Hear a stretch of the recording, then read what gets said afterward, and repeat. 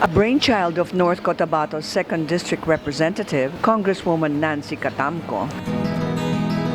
The forum is a gathering of representatives from the region's major tribes, majority of which were Manobo, Lumads, and other tribes and natives.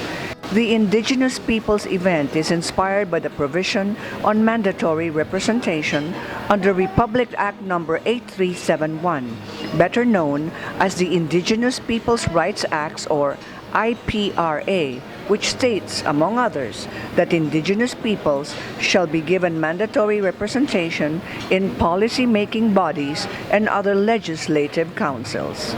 Yung sinasabi nating Republic Act 8371, ito po yung tinatawag nating Indigenous Peoples' Rights Act at naipasa ito noong 1997. Dito po naipaloob yung lahat ng mga karapatan ng mga indigenous peoples dito sa atin sa Pilipinas.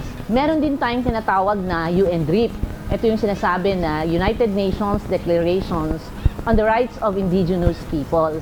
Yung UNDRIP na sinasabi natin ay minimum yung standard lang ito ng mga karapatan ng mga katutubo.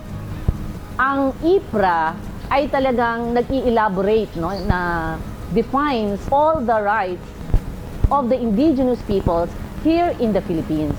And naipasa ito noong 1997. Ang mandatory representative ay kasama ito na naipaloob sa ating IPRA law. Kaya tinatawag natin itong mandatory representative because they are not elected. They are selected by the community. Alam po natin na may mga problema ito, wala naman pong perpekto. Ang importante po ay umuusad naman ito at ang importante ay we empowered the indigenous peoples in the community, no? Dahil ito ay mandatory representatives in all legislative councils. Malaking tulong ito dahil ang mga tribo ay alam na nila kung pupunta sila sa kanilang barangay or sa munisipyo ay meron silang napupuntahan kung diin nasasabi nila ang kanilang mga hinaing or problems and issues that need to be addressed. Ito pong mandatory representative, bago lang po talaga ito na-implement noong 2010, bago lang tayo nagkaroon ng circular from the DILG. Now with the implementations, marami po tayong mga petitions sometimes at may mga disputes talaga ang mga nangyayari among the tribes. Pero sa nakikita ko naman, hindi ko naman nakikita na ito na isang problema.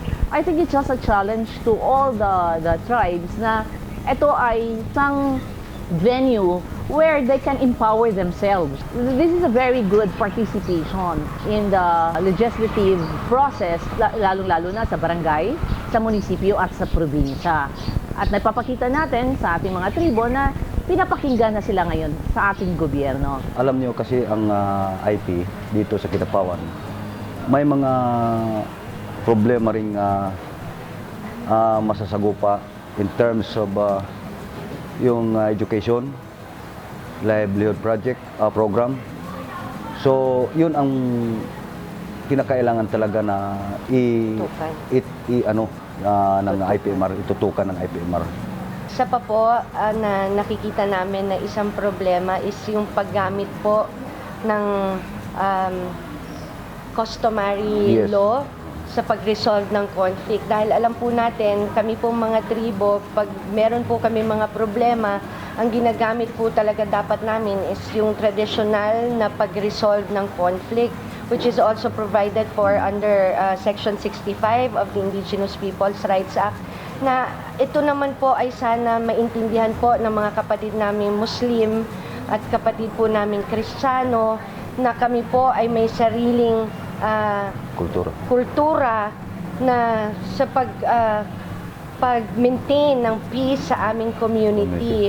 Ang current problem na mo po ngayon, tungkol yun sa education. Yung DepEd Order number 62, yun ang kuha nila nga para turuan yung mga anak namin para sa mga kultura. Yun nga sana ang ibig kong makuan sana yun. Hindi lamang sa Kidapawan, hindi sa the whole province of Cotabato. Para yung mga anak namin na matuto kung ano ba ang kultura namin. Native culture and art is an integral part of indigenous culture, yet it is under constant threat of being drowned by the cacophony of modernization. As such, its protection and preservation is but one of the concerns being addressed by the Indigenous Peoples' Rights Act, one that could be dealt with more effectively through the concept of mandatory representation. Yung process na nakita natin sa IP Mandatory Representative ng Kidapawan City, meron tayong ginawang TWG, the Technical Working Group, and then the Technical Working Group now will tell kung ano yung mga nagagawang proseso.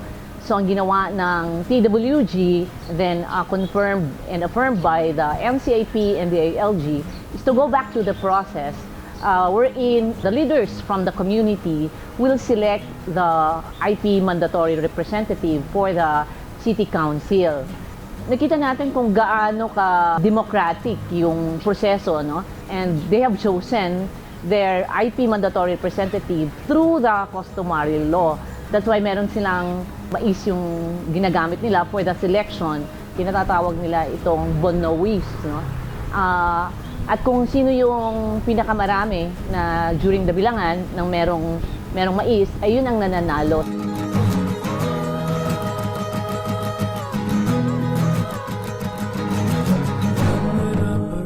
Last year, meron silang ginawa na resolution requesting the LGU Kidapawan to allocate budget 1% from the ERA, which is for the information of everybody, the ERA of Kidapawan City, almost 400 million, which is in 1% total. If 1% based on the request of the IP, we have 4 million. The 4 million, it is for the education, health, livelihood program, and cultural development for the yearly operational for the IP. My task as being, again, re-endorse IPMR is to assure the budget for the IP coming from the LGU Kidapawan. For the most part, the forum was a major undertaking, and its success will hopefully redound to the benefit of our cultural minorities, particularly those in the Mindanao region. As daunting as the task is of empowering the indigenous people through mandatory representation, and as far-reaching as its implications are for the future of cultural minorities, Congresswoman Nancy Catamco braved the odds and valiantly pushed forward with the Indigenous Peoples Republic Act. Her passion stems from the fact that she herself is a true native of North Cotabato. An inspiring vision indeed, and one which, if taken to heart, can certainly make a difference in the lives of our indigenous peoples. Para naman po sa mga indigenous peoples, hindi lang po dito sa North Cotabato, kundi hindi po sa buong Pilipinas, ito pong oportunidad na binigay sa atin bilang isang mandatory representative ay hindi po dapat abusuhin kung hindi po ay ito po ay ating ipakita na ang mga tribo ay may karapatan na maiparinig ang kanilang boses, and sana naman ay gamitin din nila ito na to unite the community. I know this is not an easy process, pero hindi rin po ito imposible. Kaya sana the very nature of the indigenous peoples ay ating maipakita at maipadama, hindi lang po among our tribes, but sana po sa Pilipinas.